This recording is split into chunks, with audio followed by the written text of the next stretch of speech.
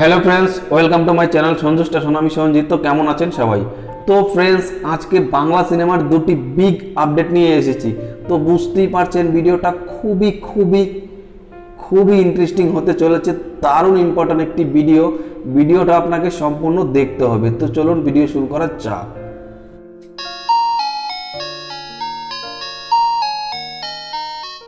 তো ফ্রেন্ডস, প্রথমে তো আপনাদের কাছে আমি ক্ষমা প্রার্থী, আমি দুঃখিত।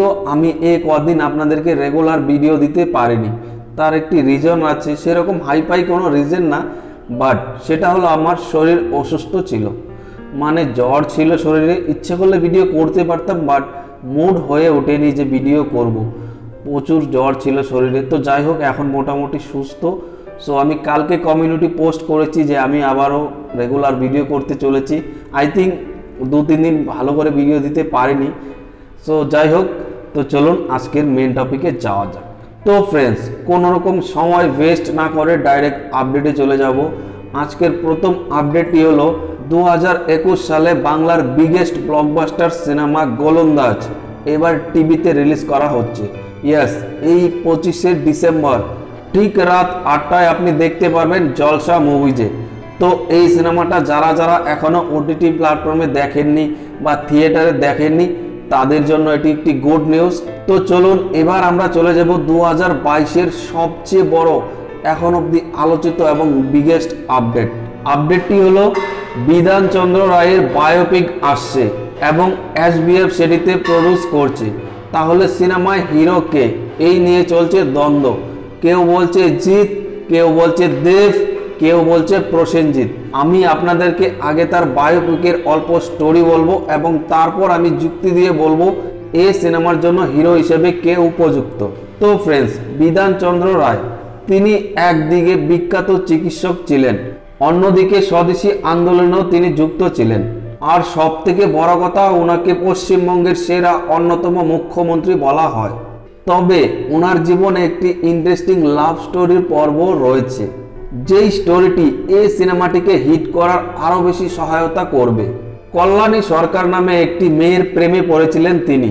মেয়ের বাবাও একজন বিখ্যাত চিকিৎসক ছিলেন এবং তাদের বিয়েতে রাজি হননি। এরপর প্রায় 3 বছর পর কল্যাণী সরকার সুইসাইড করেন। অন্যদিকে বিধান স্যার তিনি নদিয়া জেলায় একটি টাউনশিপ তৈরি করে যার নাম দেন কল্যাণী। এভাবেই তিনি নিজের প্রেমকে স্মরণীয় করে গেছেন। আমি খুবই শর্টলি ওনার লাইফ স্টোরি বলেছি বা ওনার বায়োপিক বলেছি। আরও অনেক বেশি ইন্টারেস্টিং রয়েছে, সেগুলো আমরা সিনেমা হলে অবশ্যই দেখতে পারবো। বাট এবার কথা হলো, এই সিনেমায় কে যোগ্য হিরো হবে। দেখুন, অনেকের দাবি বাংলার আইকনিক স্টার দেব, তাই এরকম আইকনিক ক্যারেক্টার একমাত্র দেবকেই মানায়। আর দেব এসবিএফ এখন দারুণ একটা কম্বো চলছে। যেমন তারা অনেকদিন পর কামব্যাক করে গোলন্দাজের মতো ছবি বিগেস্ট ব্লকবাস্টার উপহার দিয়েছে। এরপর তারা অ্যানাউন্সমেন্ট করেছে রঘু ডাকাতের। এবার বিধানচন্দ্র রায়ের ক্যারেক্টারও দেবকে দিলে সিনেমা হিট, এটা দেব ফ্যানদের দাবি এবং পাশাপাশি জিৎ ফ্যানদের দাবি। যেহেতু জিৎ এবং এসবিএফ অনেক দিন থেকে কাজ করছে না এবং শোনা যাচ্ছিল তাদের জুটি কামব্যাক করবে।